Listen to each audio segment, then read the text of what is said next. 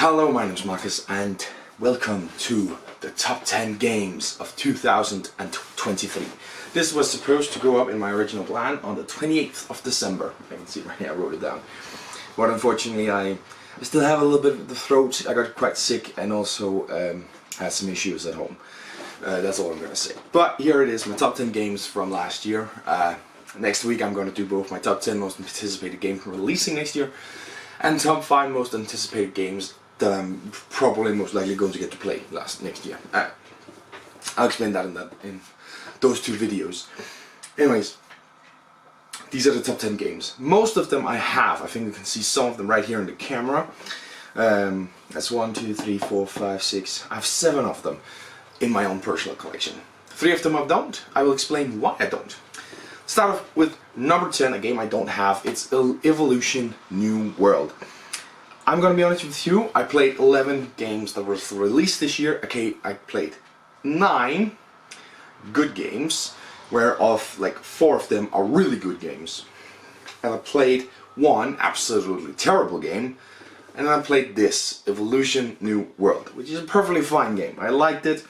It was fun enough to play. The issue I have with it is the fact that it's too much. Take that. I didn't think it was be as much as it was. But it was, obviously, and therefore I've sold it again. It is a fun game. I rated it an 8 out of 10, I think. And it's a pretty fun game. I recommend it if you enjoy something like Uno and you want the step up, because this is very card driven. It's pretty take that, you tag one another, and the abilities are not that difficult to understand. So honestly, I would say if you're looking at Uno and want to step up, Evolution New World might be a good step up. So it's a fine game. It's a perfectly fine game. Fun enough. Ranked 10th from last year. In at number 9, I have got one in my collection. Oh my god. It is this La Granja Deluxe Master Set. So, some people will probably say this is just a reprint, but this is the first time I'm playing it, so I'm counting it. Now, it's a massive box already, this one. And I have to say this. The fact that you wanted to sell a product that was 30% larger than this, for the sake of being 30% larger, is so stupid.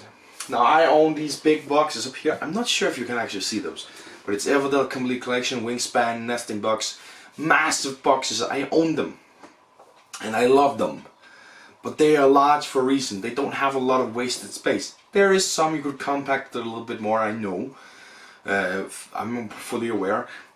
But the fact that you want to make something larger for the sake of being larger, like these two big boxes, the Wingspan Nesting Box and Everdell Complete Collection, they are made large because they are supposed to have everything and maybe even something releasing later in this case of Wingspan Nesting Box.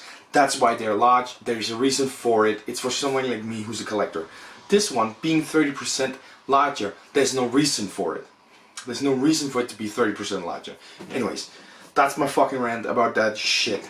La Granja is a very fun game about farming. I'm putting it 9th because I haven't played it a lot and at a higher play count. I've only played it at 2 players. It's fun at 2 players, but I definitely think it would be better at a higher play count. You roll some dice to choose out some actions that you can do. And you have your cards, which are 4-way used, the top, the bottom, or the sides of it, depending on how you want to use it in your farm board. It's very fun, very interesting what it does with the dice, with the cards, with how to play the game. Feels like a very tight economy, which I'm not always a big fan of. This actually, it feels okay in this one. It feels like you have enough money. You know, almost at least. You're always going to miss money, but I'm not always happy about a very tight economy. This one is not very tight, but it is a bit tight. But I like a Granja. I really want to get it played at higher play counts. That's my big goal. And I want to play the modules. There's a bunch of modules. I haven't played those. So that is La Granja, my number 9 from 2023. Well, I should say La Granja Deluxe Master Set, because La Granja was released in 2014, I think. Next up is another one I don't have. It is Star Wars The Deck Building Game. I've played a few games with deck building in it, but I've never played. This is the first time I play a game that is all deck building. Star Wars The Deck Building Game is all deck building. And all of a sudden, deck building is actually fun. Because that's what I've been missing in a lot of other deck building games. Is it's not fun to deck build, but this makes it fun to deck build. You're trying to build the deck every turn. You have new ones, and that balance of having, good cards, a few decent good cards, but you're going to go through rounds. If you have too many cards, you have rounds where you can do nothing, and rounds you can do a lot. And it's trying to find that balance, and that's on the gameplay. That's all on you to find that balance. It's really great. One thing that might rank it lower than other things is the fact that luck can have a lot to do with it. I played it a couple of times. The first two times is the ones that I would use as an example. The first time I didn't fully understand the game, and towards the end of it I understood the game. I was building something, but it was a little bit too late. It was a learning game. That usually happens. The second time I understood the game, I was ready, but I just constantly was one round too late. Oh cool, Luke Skywalker's on. Cool. Next round I can get him. Oh, he just destroyed him. That felt like it kept on happening, and that was very much due to luck. So that's one thing that would drag it down, is luck can be very much a deciding factor. But Star Wars deck building games is still really fun. It's an amazing theme, amazing artwork. And it's great with a little bit of you are capable of changing the gameplay just a little slightly bit, with sort of the planets and the phrase, just a few things in the rules, which I really like. There's just a slight little change option. So that is my number 7 Star Wars the deck building game. Number 6 from last year is one that I have here. Wait. I totally skipped number 8, didn't I? My number 8 is Solani. It's a game about making a star cluster, scoring as many points as possible. It's really fun. It's not very thematic. It's all about that abstract scoring, the abstract building your stars. But it's a lot of fun, and it's 8th. And that is fucking stupid. Okay, 7 Star Wars deck building game. Number 6 is the second one in that series that Solani is in. It's The Girl Who Made the Stars. Now this game is actually a bit more thematic. So the story in this one is that you are creating the stars in the sky for the hunters to find their way with some light. And how is this thematic? Well, you are trying to build a star cluster, and from that star cluster you get some stones, which is stars, and you can light a path. You have to try and light a path to specific prey. You are doing what the story says you're doing. In Solani, it's just kind of, well, you build the stars to build the stars. It's just about building the stars. But Solani, there's actually a story behind it. There's a reason behind it. You're building the stars. You're making the stars because you need to find your way, and that's what you're doing. So it's a lot more thematic and makes sense. But it still has some of that abstract scoring, which I really enjoy. So to get this amount of theme, this amount of abstract scoring, so to speak, is really great. And that's why it ranks number 6. But there's still 5 games that rank above Solani and The Girl Who Made the Stars. What are those 5 games? Let's find out. The last one is the last one I don't have. It is, well, by the way, I promised to explain why the Star Wars deck building game is my friend's game. He owns it.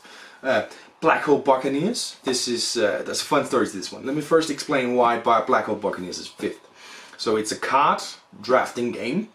You draw up, well, I can't remember how many. 13 or so? I can't remember how many for some reason. No, it's 7 or 8. It's 7 or 8. It's always 7. Anyways, and then you choose from these cards, and they're scored in different ways. There's a spaceship, which is all about sort of having power. Toys, they're sort of secret. Robots is high risk, high reward. And then you have the sort of shapeshifters, which is, like they do well together. And then you also have the spaceship, which also do well together. But there are different ways of scoring these different kinds of cards.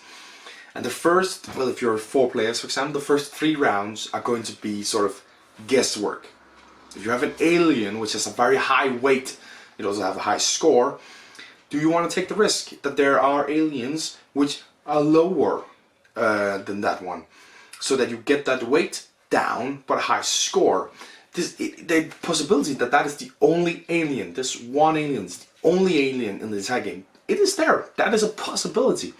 So it's up to you to decide whether you want to take the risk. And same with robots.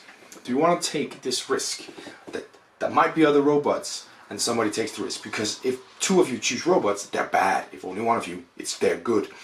So this first couple of rounds are like that. The next couple of rounds then, after that one, in the fourth round when you're drafting, now everybody knows all the cards. Well, they should. Now it's all about trying to remember those cards and what are my opponents going to pick.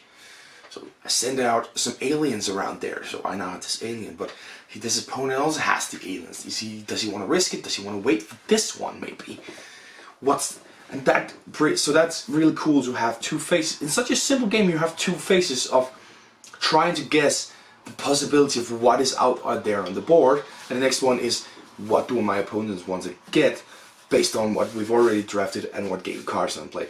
Two very, very fun faces of a game that happens every round for 3 rounds. And then you have the scoring, which is a bit weird, but that is abstract scoring, and I love it. I love that you go to be the highest. And in the final round, we did the math on this one. In the final round, all of us could win. Wait, no.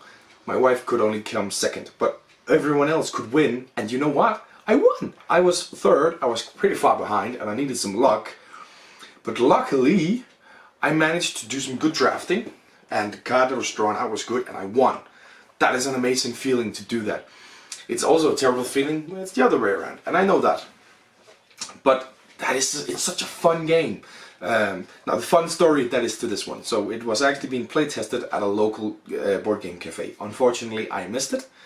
Why did I miss it? I can't quite remember why it was that I missed it. I think I was working that weekend. It was a Saturday. Very unfortunate. I wanted to be there to test it out, but unfortunately not. I couldn't. But the game designer was there, and he had a copy. And he put up a game, and whoever won the copy. So my friend goes up, plays, he wins the game, and he wins the copy. Very amazing. He didn't decide to donate it to the cafe, because you know it's a cafe we play a lot at. They're very friendly, they are amazing in the community, and he thought they arranged this so they get the copy. Very nice of him. The game designer then puts out another challenge. He wants to see what the highest score you could achieve in this game is. A perfect game, so to speak. So he challenges to score as highly as possible. My friend beats the current high score record, and he wins another copy, which he then brings to our board game meet group and donates to that group. So he just won 2 copies because he's great. So that is that. Now we get into the 4 games, and you probably guessed that these are the 4 great games I played this year. Now number 4, I just about got through the door. We've already played it, and I already know that I love it, and makes me very excited for something next year, and you're gonna guess what it is as soon as I tell you. The game is Ticket to Ride. What the hell is that? It's Ticket to Ride. It's Scholars of the South Tigris. Ticket to Ride. Scholars of the South Tigris. I just about got this through the door, and I thought, play Wayfarers or play Scholars? I wanted to play Scholars for the sake of this video. Played Scholars, and this was so much fun. Trying to translate, trying to figure out the best way to translate, rooting out the translation, picking in your head, how many rounds are we going to go through before I can translate this card? Because I need to translate it from this to from Chinese to Arabic. How can I do that? Who do I need to hire? What do I need of resources? It's so fun to go through this puzzle in your head, to try and do it. And at the same time, when you get a little bit later in the game, you know the end game condition. You're thinking in your head, what am I gonna do? What can I possibly do before the time runs out? I very much sat right at the end. My wife did too, sitting there going, oh, okay, so as soon as we do more cards, the game ends, and we have the last couple of rounds. So what can I do before that happens? How can I avoid that card being drawn? You can't really. It's gonna happen. So how can you avoid that card being drawn? You do this, okay. Such a mathematical equation to try and figure that out. It's so much fun. And trying to figure out how to translate and all this. It's a really fun game. I don't understand why they say it's one of the worst games from Garfield Game. I've heard that this game is put fairly low by multiple reviewers in terms of the Garfield Games roster. And that makes me excited to play all the other Garfield games, because this is great. This is so good. How is this low ranking? That is Scholars of the South Tigris. Next up is a game I got about 1.5 months ago. I immediately brought it to Game Me Up. I immediately played it and I immediately loved it as much as the previous version. This is Maple Valley. So this sort of immediately I draw to Dune Imperium, but more child friendly. You move around, but to move around you're able to perform different tasks. You need the correct cards to move around. A bit of deck building. Not such a large part where it isn't like you are going to get 2-3 cards throughout the game that are in terms of like a deck building. Other than that, you're going to focus on moving around the map and creating your not comforts, that's in creature comforts, but creating all your cards to make the score the most amount of points before this spring festival. It's such a fun game. It's very different from creature comforts, which is, of course, I thought it was going to be similar, but it's very different, but it's still really good. Cutesy artwork, amazing components. I obviously have the upgraded components in this one, obviously, always obviously, and it's just so much fun to go around and trying to, again, you gotta figure out how to move around, how do I use my maps, how do I use my cards, where do I want to go. You want to perform tasks in the least amount of rounds possible, but what makes this one good is that you have an amount of rounds. I always love when you just have an amount of rounds, because you might sit and not have an amount of rounds and just have an in-game condition like Scholars, which is good when it's clear and obvious. But you always know this is clear and obvious. You have an amount of rounds. This is the second to last round. This is the last round. And you know how many actions you can take based on how many cards you have. So you can constantly figure out, well, I need to do these 3 things. I only have 3 cards, so I need to figure out how I can do it in the right order. It's so great, so much fun. Again, 60 minutes is a lie. It's always a lie, but it's a really brilliant sequel to Creature Comforts. I recommend both of these games. That's my number 3 of 2023. Now it's on to my top 2. And last year I did a top 10 most anticipated games of 2023. I think my top 3 was Maple Valley and these 2 games. I can't remember if they were in the same order or reverse order, but my number 2 is a free-for-all brawler. Play best at 4, if you ask me. But it is from one of my favorite companies, and I can't figure out how to hype it up. It's Casting Shadows. Yes, another brilliant game. Did I just mess it up completely in here? No, not completely. Another brilliant game from Unstable Games. They're really developing, they're really becoming really good. They were already amongst my favorites. They are probably my number 1 favorite company right now. Great games that they're producing, and this is another one. I think this is the best game they've produced so far. It is, in the end, it is just a brawler. We're in an arena that is changing every single round, except we like to play with the same warriors, so it's a little bit different, but not that much. And depending on the player count, it can become a little bit different. In a 2-player game, it's 1v1. We can kind of run away from each other, build up strength before you then try and attack. Try is my key word here. You try and attack, because not necessarily that you attack. And if you've messed up an opportunity to attack, your opponent can strike right back at you. It's great back and forth. In a 3-player game, you're trying to be cautious because you have 2 opponents. You're trying to figure out, he is getting a little bit too much life, so I need to stop worrying about you and attack a little bit over here. But then you got stabbed in the back from that opponent, taking that opportunity. And the most important thing is, in a 2 or 3-player game, you can usually get away. You can usually have distance so that attacking opportunities are fewer and far further between. When you get into a 4, 5, 6-player game, that is not always the case. In a 4-player game, a little bit. But in a 4-player game, it's more free-for-all. You get 2v2s, but then you realize he's winning over there. We need to change focus. Sometimes you can say, oh, we need to hurt him a little bit. But then again, you can trust your opponent, because your opponent still wants to destroy you completely.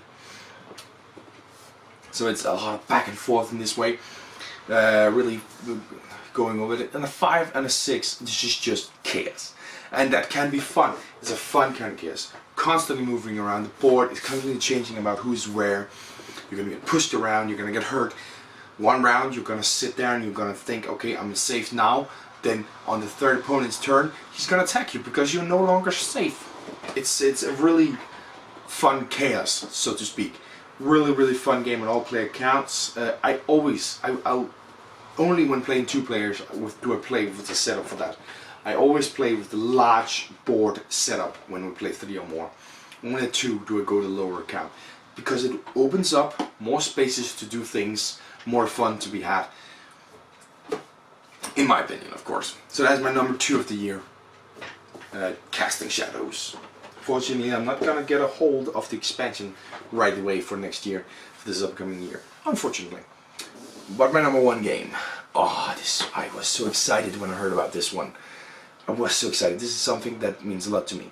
Not in the terms of that I have an issue, but in terms I like tasting it. Oh, that's a little bit of an... I like knowledge about it. I like to know things about it and not just chug it down, get fucking wasted and do stupid shit. That's not what I enjoy doing. As the New Year's Eve, I drank way too much and I hated it. This game was so amazing, so much fun information to be had in this game with fun facts, and just a learning experience, but also a really fun experience. It is Distilled, a spirited strategy game. I love this game. It's a big chunky box. It's a really good game. Really good game, I have to tell you. You distill, you're a distiller working at your own personal distillery. Every distiller is distinguished and personal. They have an ability, they have a special drink that they make. Unfortunately, you can only make it once. That's a little bit of a downgrade on the game, I have to say, that you can only make your special drink once.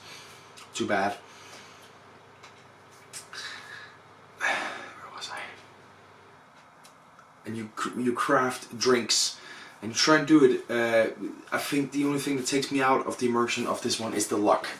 There's no luck involved when you distill. You know whether you're distilling whiskey or vodka or gin. It's not like you try and distill whiskey and then, oh, I got grappa instead. Oh, well, that doesn't happen. At least not for proper distill. That's the only thing that takes me out of the theme of this game. You can upgrade the distillery, you can hire some personnel, build some machines.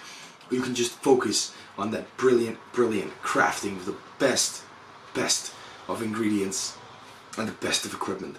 What a brilliant game. I cannot sing the praises of this game enough. It is absolutely the best game of 2023. And that's my list. That's my top 10. I don't know how long I spent. I feel like it's been 40 minutes, like to an hour. I feel like it's been so long. It probably hasn't. Thank you very much for watching. I'll bring a top 10 games releasing 2024 and top 10 5 games I'm hoping to play in 2024 at some point. But for now, I just have to say thank you very much for watching, and I'll see you in the next one. Bye!